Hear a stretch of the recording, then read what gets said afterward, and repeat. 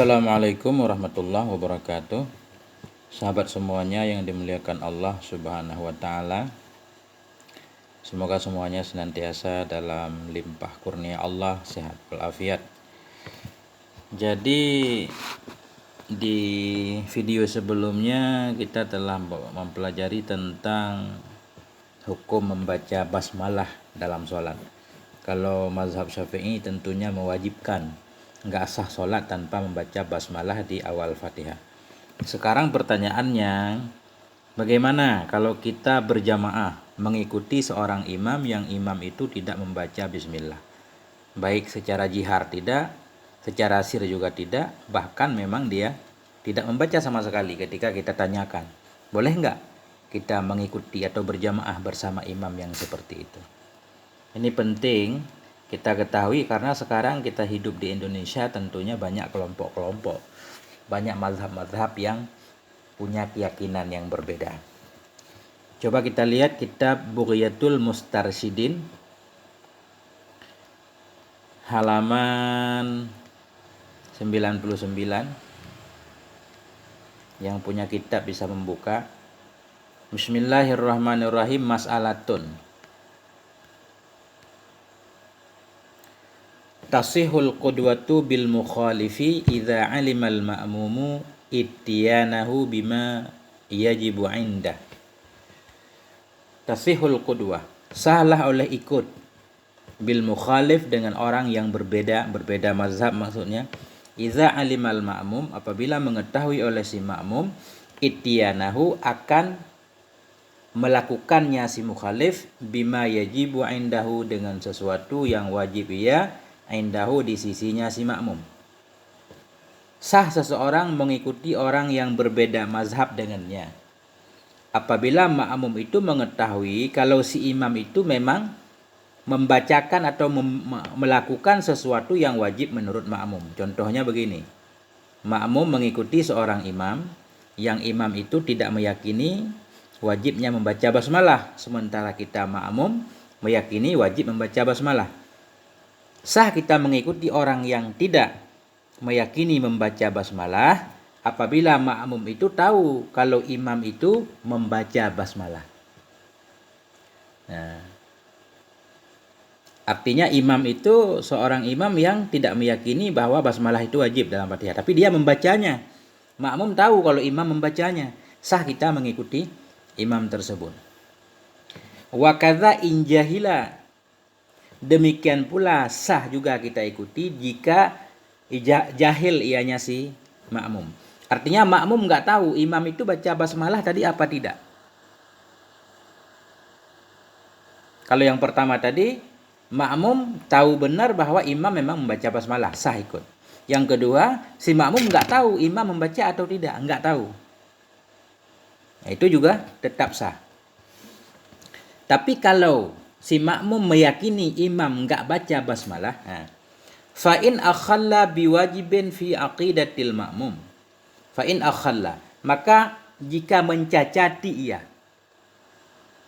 biwajibin dengan satu kewajiban fi aqidatil makmum dalam keyakinan makmum, lam tasihul qudwatu bihi inda syaikhaini, niscaya tidak salah oleh ikut dengannya si imam inda syaikhaini menurut dua syekh. Bila seorang imam itu cacat, arti cacat di sini tidak membacakan, tidak melakukan sesuatu yang wajib menurut keyakinan makmum. Makmum meyakini membaca basmalah wajib dalam Fatihah, tapi imam tidak membaca. Memang tidak membaca, sir tidak, jihar tidak. Bahkan kalau kita tanyakan memang dia tidak membaca bismillah dalam Fatihahnya.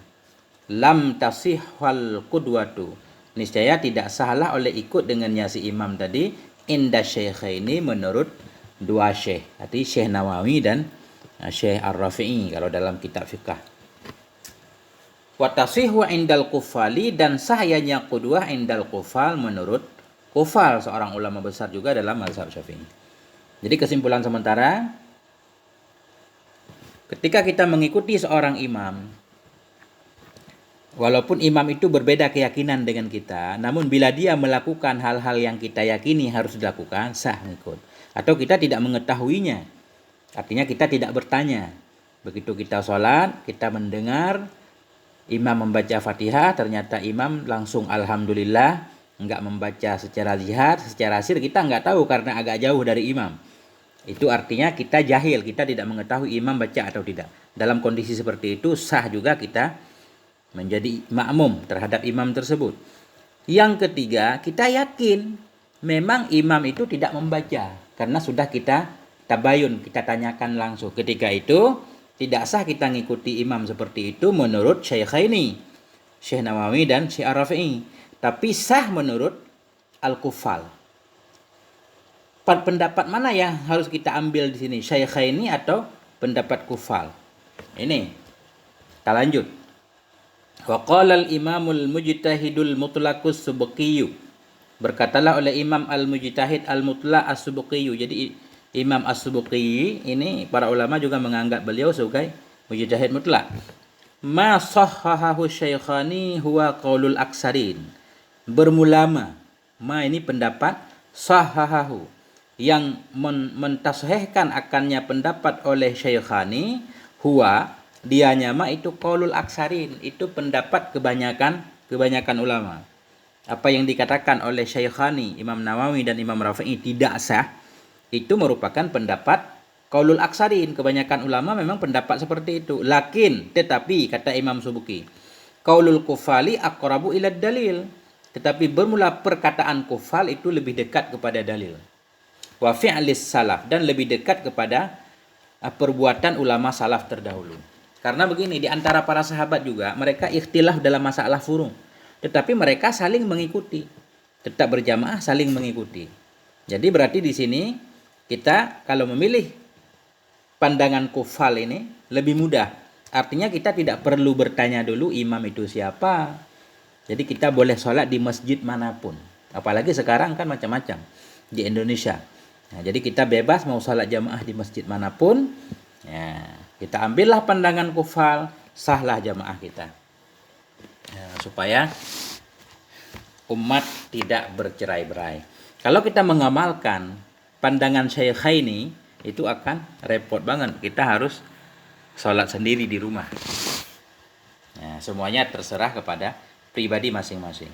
Wa'lam anna aqidatana anna Syafi'iyya wa Malikan wa Abu Hanifah was Sufyanaini wa Ahmad wal Auza'i wa Ishaq wa Daud wa sa'ira immatil muslimin radhiyallahu anhum ala hudan mir rabbihim. Ya, wa'lam, ketahui olehmu bahwa sungguh akidah kita, keyakinan kita, bahwa sungguh Imam Syafi'i, bahwa sungguh Imam Malik, Imam Abi Hanifah, Sufyanaini, Sufyan Tsauri, dan enggak tahu Sufyan satu lagi, wa Ahmad, dan Imam Ahmad bin Hambal, Imam Auza'i, Ishaq, Daud Zahiri, wa sa'ira immatil muslimin, dan semua ulama-ulama muslimin radhiyallahu anhum ala hudan mir rabbihim, itu semua di atas petunjuk dari Tuhan mereka. Artinya begini, semua ulama mazhab itu kita meyakini mereka itu benar, mereka itu dalam petunjuk. Kalau kita menyatakan tidak sah mengikuti seseorang ulama yang berbeda mazhab, apakah mereka sesat? Tidak. Mereka semuanya dalam petunjuk Tuhan. Karena itu lebih cenderung kepada sahlah kita mengikuti jamaah yang menjadi siapapun yang menjadi imam dari 4 mazhab tersebut. Wa yu'taddu bi khilafihim, dan diperhitungkan dengan khilaf mereka ulama hatta Daud Az-Zahiri, sehingga Daud Zahiri sekalipun tetap diperhitungkan khilafnya. Khilafan liman istasna, berbeda bagi orang-orang yang mengecualikan ia akannya Daud Zahiri. Jadi kesimpulannya, sahlah kita berjamaah kepada imam yang berbeda mazhab. Wallahu a'lam bishawab, marji wal ma'af wal afwa minkum. Wassalamualaikum warahmatullahi wabarakatuh.